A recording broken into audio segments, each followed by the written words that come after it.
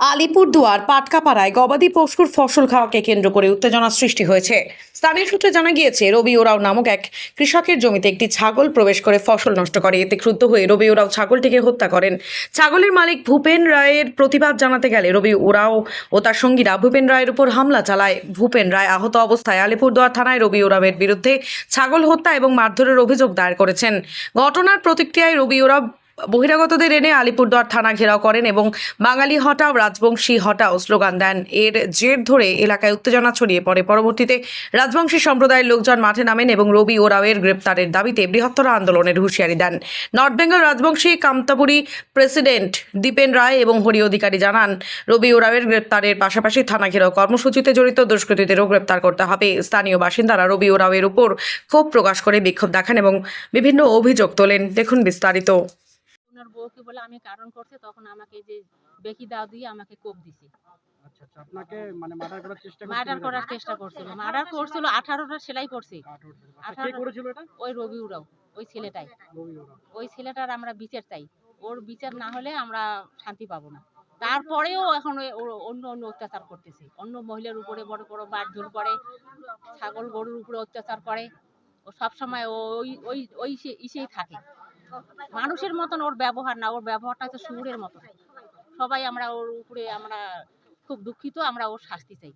আমরা রবি উরাওয়ের শাস্তি চাই, রবি কারো শাস্তি চাই। আমি আমি এই দক্ষিণ পাটকাপাড়া মৌজার একটা সভানেত্রী। আমার বক্তব্য হচ্ছে, ছাগল যেতেই পারে, মানুষের আবাদ খেতেই পারে, তার জন্য কি ছাগলের হয়ে ছাগলকেই মারবে? আর তার কোনো লোক গেলে তাকে ফেলে দিবে। তারপরে দাঙ্গা হাঙ্গামার কথা আসছে, তারা বলছে যে বাঙালি হটাও। এটা কোন রকমের কথা? আমরা বাঙালি হয়ে জন্ম নিচ্ছি দেখে আমাদের কোনো দাম নাই? আছে তো। তাহলে তারা বাঙালিকে দেখতে পারে না কেন? বাঙালি আর আদিবাসী, মুসলিম সব আমরা এক ভাই ভাই। আমরা ভাই ভাই হয়ে অন্য দেশে কেন অন্য পরিশ্রম কেন করতে যাব? সবাইকে নিয়ে আমরা চলতে চাই, এই আমার বক্তব্য। বাবলি সরকার রায়, অল কামতাপুর কোচ রাজবংশী সমাজের নর্থ বেঙ্গল জোনের প্রেসিডেন্ট। তো আমার কথা হচ্ছে, এখানে এসে যে পরিবেশটা দেখলাম এবং যেটা শুনতে পারলাম, আমাদের রাজবংশী জাতির মানুষের উপর যেভাবে আদিবাসী মানুষরা অত্যাচার করছে, এই অত্যাচার যদি অবিলম্বে যদি বন্ধ না করা হয়, তাহলে এখানে জাতি দাঙ্গা লাগতে পারে। তো এখানে এসে যেটা আমি শুনতে পারলাম, উভয় পক্ষ কেস করা হয়েছে। কেস করার পরেও ওনারা কিন্তু থানা ঘেরাও করেছে আর কি, শুনলাম যেটা। তো এখানে আজকেও আমাদেরও থানা ঘেরাও করার কথা ছিল। হরিবাবু কিছুক্ষণ আগে আপনাদেরকে যে স্টেটমেন্টটা দিল, ওই জায়গায় যাচ্ছি না। তো ঘটনা হচ্ছে, যদি প্রশাসন এখানকার শান্তি শৃঙ্খলাকে বজায় রাখে তাহলে আমরা ঠিক আছি।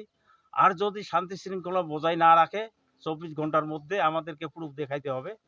যেমন এনারা দাবি করলো যে আসামি, তাকে অবিলম্বে গ্রেপ্তার করতে হবে। 24 ঘন্টার মধ্যে যদি গ্রেপ্তার না করে, তাহলে আমরা অল কামতাপুর কোচ রাজবংশী সমাজের পক্ষ থেকে আমরা বৃহত্তর আন্দোলন শুরু করব এবং থানা ঘেরাও থেকে শুরু করে এভরিথিং আমরা করব আর কি, সামাজিক সংগঠনের মাধ্যমে।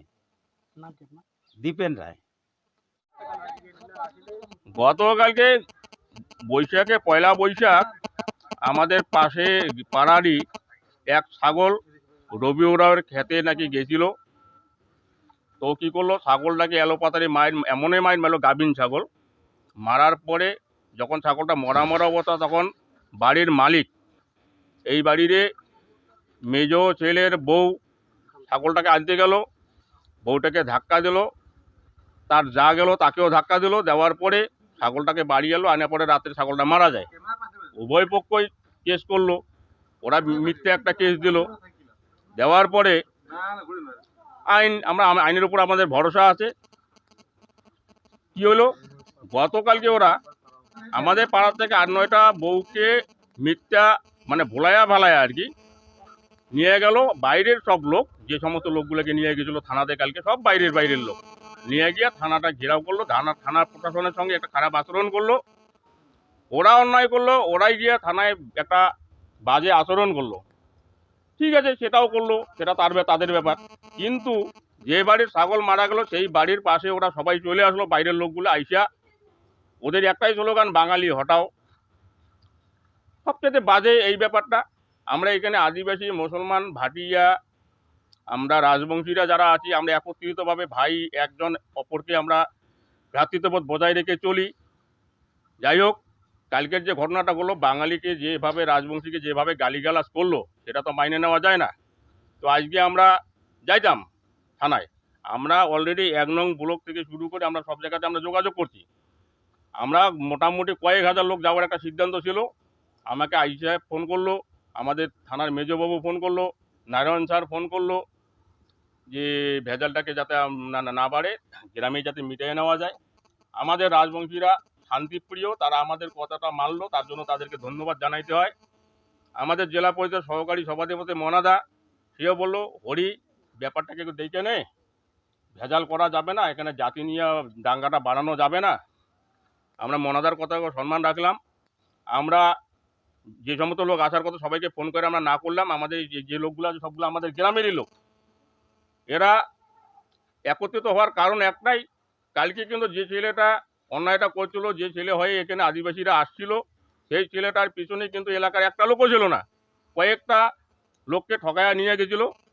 আর বাকি সব বাইরের লোককে আইনা এখানে যে ভেজালটা করলো, আমরাও কিন্তু একটা চিন্তা করলাম যে আমরা প্রতিবাদ করব। কালকে আমার সঙ্গে এখানকার 1-150 ছেলে আমার সঙ্গে দেখা করলো, আমি থামায় রাখলাম। আমাদের জেলা পরিষদ সহকারী সভাধিপতিকে ধন্যবাদ জানাতে লাগে। উনি আমাকে বললেন হরি ভেজালটা যাতে না বাড়ে একটু দেখে নিস। আমরা সবাই দায়িত্ব নিয়ে আজকে আমরা শান্তি শৃঙ্খলা বজায় রেখে এখনও আছি। আমরা থানায় আর যাচ্ছি না, আইসি সাহেবকে সম্মান দিলাম যেহেতু না করছেন।